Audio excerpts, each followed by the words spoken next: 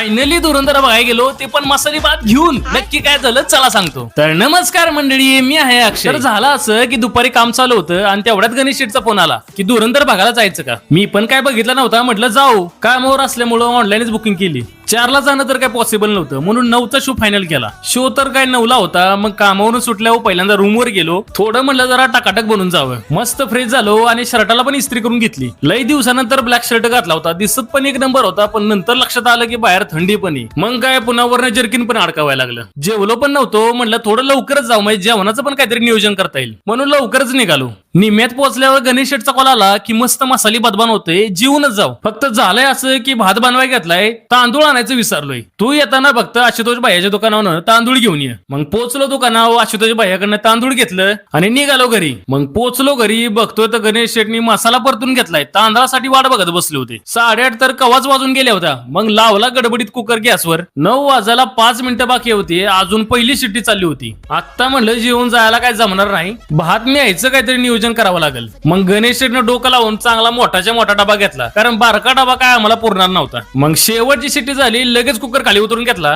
त्यातली सगळी हवा घालवली आणि जसा कुकर ओपन केला बघतोय तर निम्म पाणी तसंच. गणेश शेठला म्हटलं आता आपल्याकडे काय टाइम नाही, भात शिजला असेल तर घेऊ तसाच. भात तर काय शिजलाच होता. मग भरला डबा आणि बॅग पॅक करून लगेच निघालो. पण टेन्शन याचं होतं की जर त्यांनी डबा चेक केला आणि आम्हाला आत नेऊन नाही दिला तर अख्खा पिक्चर आम्हाला उपाशी बघायला लागणार होता. देवाच्या भरोशा आम्ही चाललो होतो. मग पोचलो, पहिली गाडी पार्किंग लावली. मग तिकीट दाखवून निघालो थिएटर मध्ये. आमचं नशीब चांगलं होतं की उशीर झाल्यामुळे त्याने काही जास्त चेक केलं नाही आणि आम्ही सक्सेसफुली एंट्री मारली. मग थिएटर मध्ये पोहोचलो तर पिक्चर काय आधीच चालू झाला होता.